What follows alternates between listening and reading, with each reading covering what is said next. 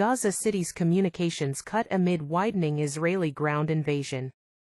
Israel pressed on with its ground invasion of Gaza City on Wednesday. The military started encircling Gaza City on Monday night, sending in troops and tanks from 2 divisions supported from the air and sea. They are expected to gradually push deeper toward the center of the city as more forces join the operation, an Israeli military official said Tuesday, speaking on the condition of anonymity in line with military guidelines. On Tuesday, an independent UN commission said Israel's conduct in Gaza amounted to genocide, an accusation Israeli officials rejected.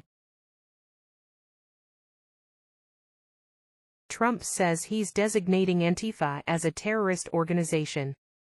President Donald Trump said he is designating the far-left anti-fascism movement Antifa as a terrorist organization, announcing the move on his Truth Social platform in the early hours of Thursday morning UK time. It wasn't immediately clear what mechanism Trump would use to make the designation, and Antifa lacks centralized structure or defined leadership, making it unclear who or what precisely would be targeted. A White House official told CNN, "This is just one of many actions the president will take to address left-wing organizations that fuel political violence."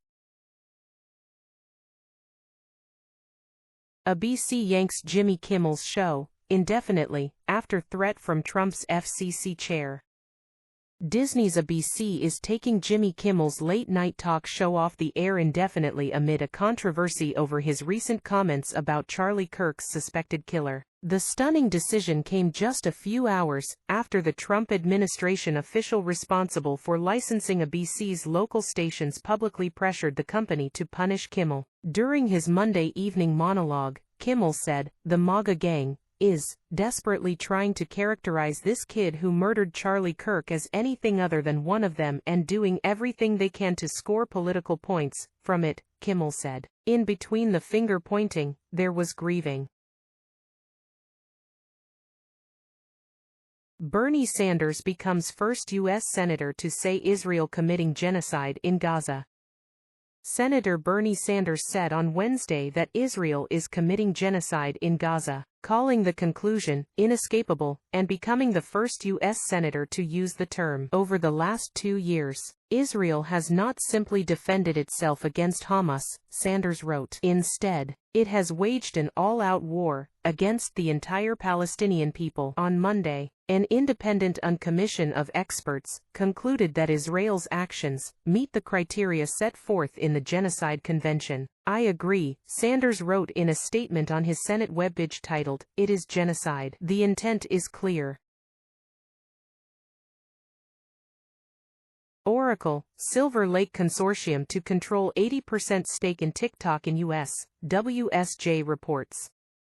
The proposed structure would include an American-dominated board with one member designated by the U.S. government. Existing U.S. users would transition to a new app that TikTok has built and is currently testing. TikTok engineers plan to recreate content recommendation algorithms for the app using technology licensed from parent company ByteDance. Oracle would manage user data at its facilities in Texas.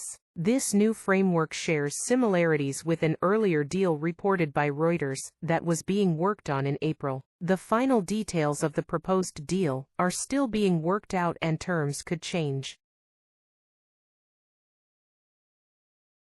SEC makes spot crypto ETF listing process easier, approves Grayscale's large cap crypto fund.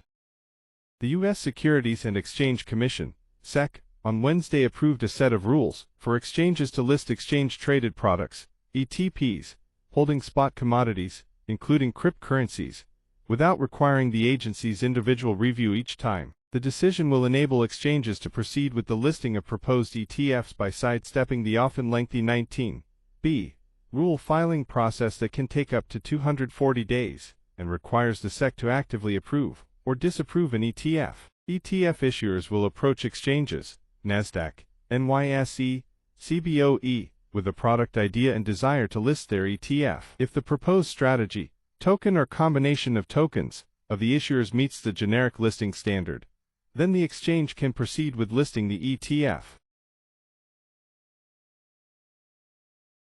Stock market today, Dow jumps, Nasdaq lags as Powell sees challenging situation. The Dow Jones Industrial Average ended higher after an afternoon of topsy-turvy trade Wednesday after the Federal Reserve made what Chairman Jerome Powell called a risk management in interest rates by a quarter point. Meanwhile, Tesla, Uber Technologies and Nvidia stumbled on the stock market today, the latter of which fell below its 50-day moving average. The Dow gained 0.6% or 260 points after dipping below break-even levels earlier in the session, while the S&P 500 lost 0.1%. The Nasdaq Composite erased earlier losses at first but eventually declined 0.3%. Small caps in the Russell 2000, however, advanced, with the index up 0.2%. The yield on the benchmark 10-year Treasury note rose to 4.08%. Scientists detect strange signal in gravitational waves. For the first time, astrophysicists have measured the recoil, or kick, in the parlance, resulting from the birth of a new black hole that formed from the merger of two pre-existing ones. The international team of researchers measured the ripples in the fabric of spacetime, known as gravitational waves, allowing them to get unprecedented insights into the turbulent dynamics of two black holes crashing into each other. The event, dubbed GW19042, saw a black hole 8 times the Sun's mass colliding with another black hole that was 30 times the mass of the Sun, some 2.4 billion light-years away. Lost artifacts from Titanic's sister ship recovered in Greek diving expedition. In a remarkable archaeological endeavor, lost artifacts from the Britannic, the sister ship of the Titanic, have been successfully recovered during a Greek diving expedition. The Britannic, which sank in 1916 after striking a mine during World War I, has long fascinated historians and maritime enthusiasts. This recovery effort sheds new light on the ship's history and the circumstances of its sinking. The artifacts, which could include personal belongings of passengers and crew, as well as parts of the ship's structure, are expected to provide invaluable insights into early 20th century maritime travel and the impact of the war. The world's oldest mummies might be these smoke-dried, 12,000-year-old skeletons from Southeast Asia.